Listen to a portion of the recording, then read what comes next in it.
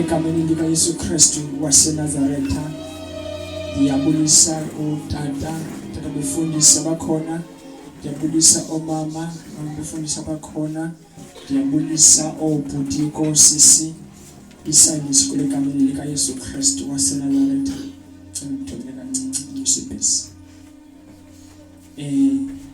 isayini kule gameni lika Yesu Kristu waseNazaretha. Bendichazele izolo kwabanganaziyo ke ndiyazalwa elusikisiki. uYesu wayinceda impilo yami wandonyula ebutsheni bam, ndisilisiwe, ndiyamthanda uKristu Yesu. Amen.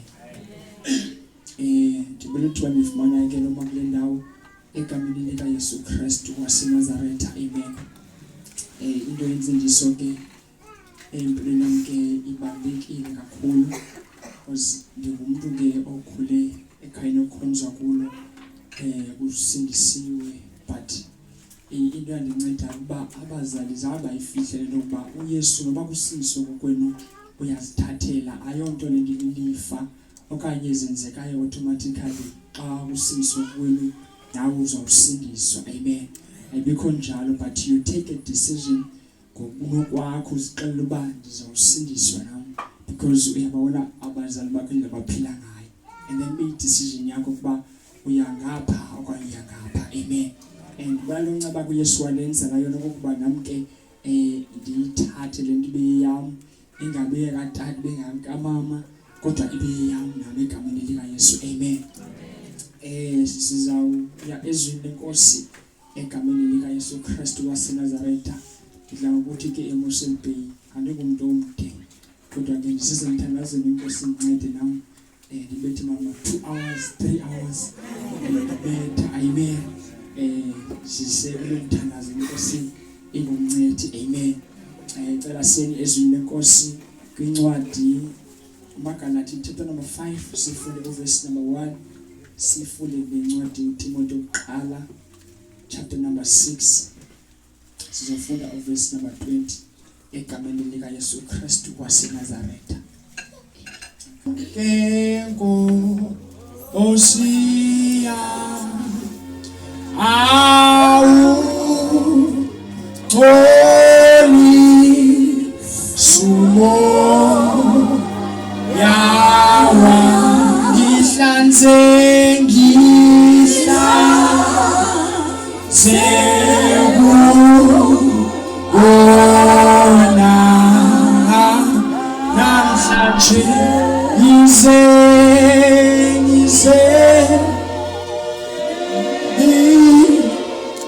ngibufuse ngihlanze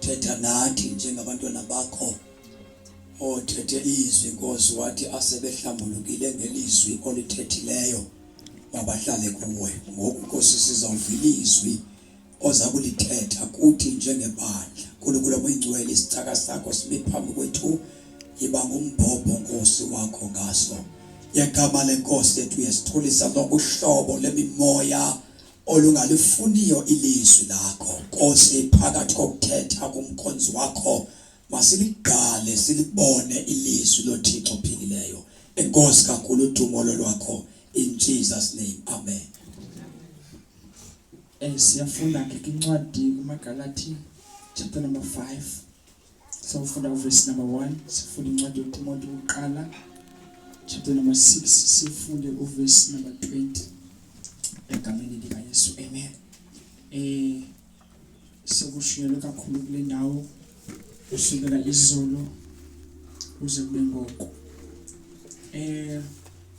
silulutsha ke olwangoku siphila kwixesha elinzima azibe wamenshina usister apha ekuseni that thina siphila kwixesha elicritical kakhulu sekugcwele izinto ezininzi apha ngaphandle kugcwele abalahlekisi kugcwele abaprofeti bobuxoki kugcwele abashumayeli bobuxoki kugcwele izinto nje ezingokhiyo and siphila kwi-generation whereby noba kuyashunyayelwa intshumayelo ezishunyayelwayo azina impact empilweni zabantu uyabona nje kuyashunyelwa but i-impact ayikho akho nto yenzekayo empilweni zabantu siphila kwixesha elinjalo sisizukulwane siphila kwixesha lokugqibela ekumele ubani nobani ke aqiqe futhi ayiqonde lento akuyo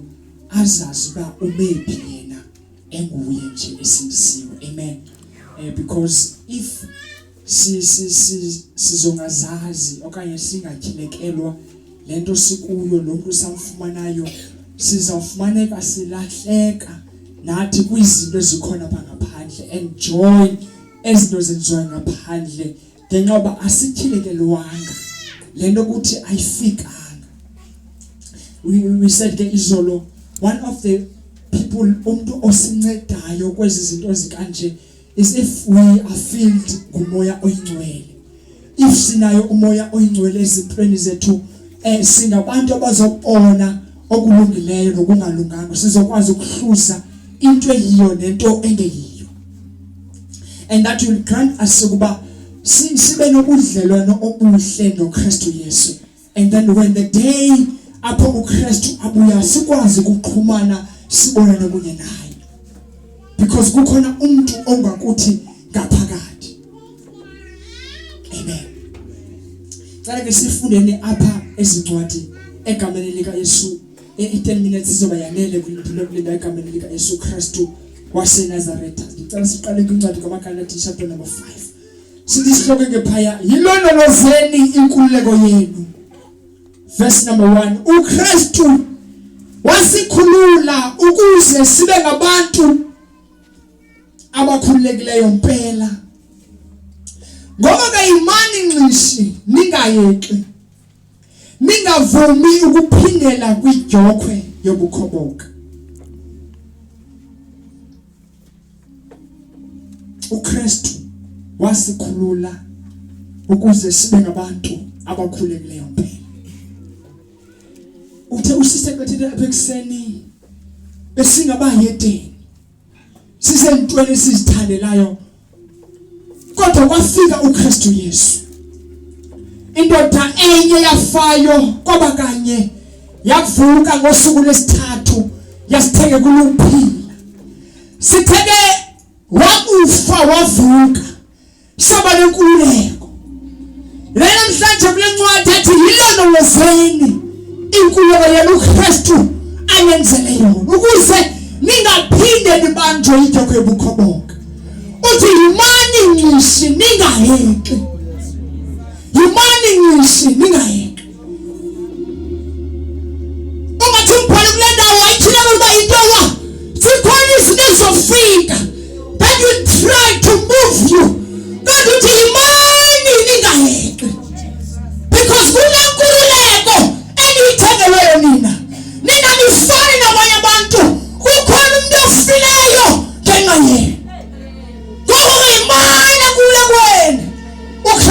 ngibaleke kuyo ukuze ningaphinde nibanjwe injoka yobukhoboka. Umbhalo uyayazi ukuba injoka iyabuya noma isesukile kodwa ifumane indlela yokubuya. Ngokuthi ningayivumeli iphinde nibambe injoka yobukhoboka. Ningavumi injoka yobukhoboka ilibambe futhi. Because you've been set free. Ilondolozeni inkululeko yenu ifumeneyo. Ilondolozeni. Ilondolozeni. Ebimhlele ilonto kuba kunento elondolozwayo. Abantu banento izinto abazigcina ezinhlizweni zabo. Kodwa kunento ekumele siyilondolozile. Inkululeko yethu. Kunento lenkabiso ekufuneka siyibambile singaphulukani nayo. uKristu Yesu usenzele inkululeko. Ngoba ngiyilondolozele inkululeko yenu ukuze ningaphinde nibanjwe injoka yobukhoboka. Ningaphinde nibanjwe injoka yobukhoboka. Because injoka yobukhoboka chance efumanayo iyeza. There are temptations ezifikayo ezizama ukubuyisela apho bukhona. Kodwa mhlawumbe ilondoloze inkululeko yakho. Ilondoloze inkululeko yakho. Ilondoloze. Ilondoloze. Ezintweni ezizigcina ingasasilondoloza inkululeko yethu. Bantu abatsha ezintweni ezikhona elizweni ehlabathini ezithandekayo ingasasilondoloza inkululeko yethu. Ziyafika izinto ezifuna ukusisusa kodwa singafuni ngalento. Lento inamandla, lento inenkabiso. Ungafuni. Isifuna incwadi kaTimothy wokuqala chapter number 6 uverse number 20. Uthi uPaul phayana. Timothy, lonto iphathisiweyo ligcine. Siphephe ingqoko eziphuthileyo zelihlabathi ndawonye nengqoko ezinambathayo zolwazi. Timothy, lonto iphathisiweyo ligcine. Tizomemezela ukuba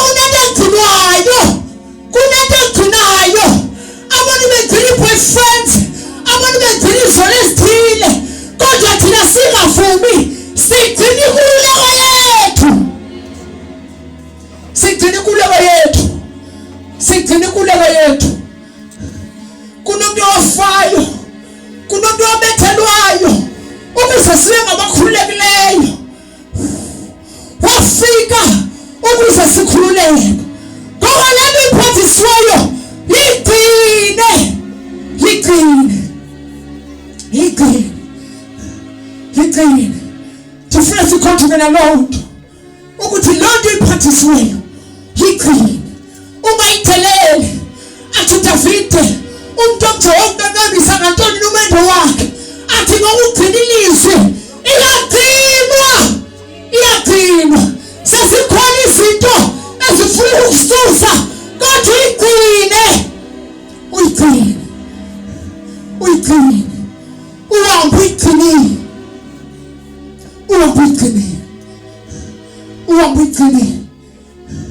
Uwambuyigcine. Bayafika abantu bekhona phakathi abangathi bakuyo lento bazama ukususa kodwa ungafuni. Thina lento iphathisiweyo.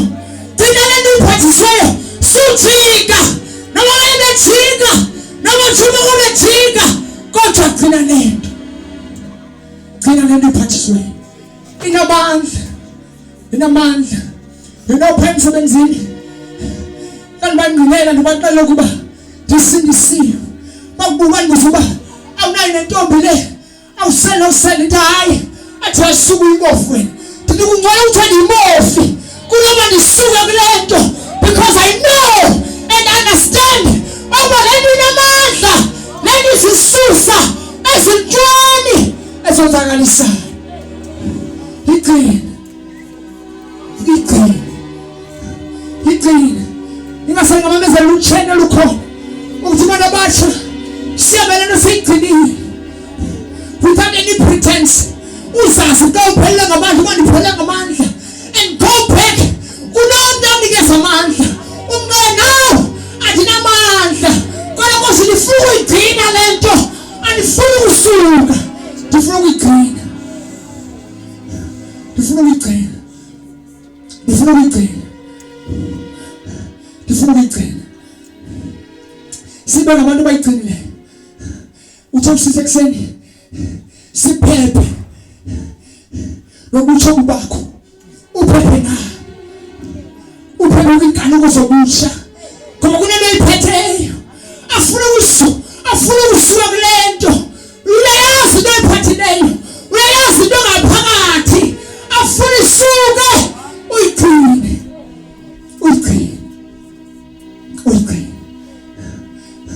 athi Paul I have run the race and go on and on. I've kept my faith. Sinubale ngomkhatho. Sinene sigcinile. Ukholo lwethu. Sibaleke sinene sigcinile. Singalunguzi. Athi sibaleke sijonge samehlo ethu kuyibhangi nomgqibelelise wokholo lwethu. Ukhona akawayamba lendlela. Ngakubandela kasinaye siwohlulwa intona asigcinile safika entambeni abantu abazobaleka ukhatho bafika entambeni ngabantu bagcine amadoda abantu abangavumanga ukuzingcolisa ngokuya kwakumkani ngoba bayazi bonento abayigcinileyo iyagcina uthi noma saphela manje uthi bona ndizoyigcina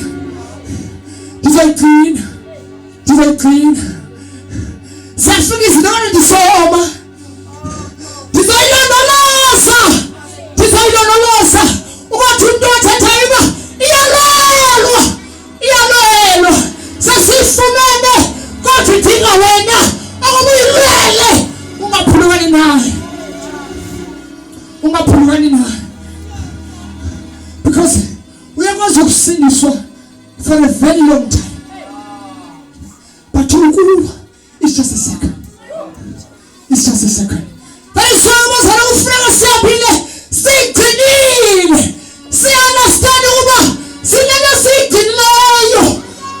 sigcinileyo singaphelele kubeni sineminyaka sisindisiwe kodwa isecond uphulukane nokuyigcina akukosanga ukuyigcina ngoba usindisiwe kodwa ungakuzuyigcina angeke uzoqhubeka nokuthi usindisiwe songagcina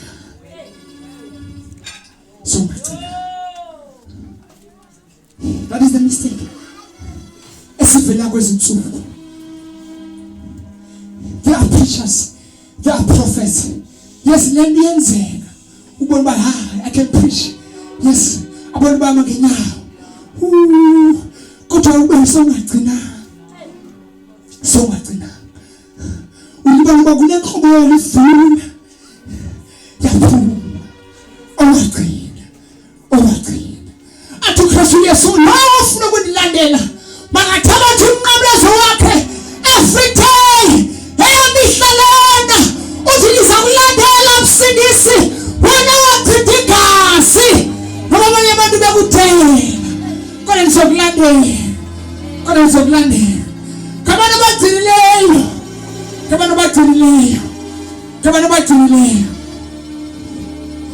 kabantu bagcinileyo wazali bethu ukhona apho siyakhona abantu bazofika khona kabantu bagcinileyo ashobalatiana silibona kamehlo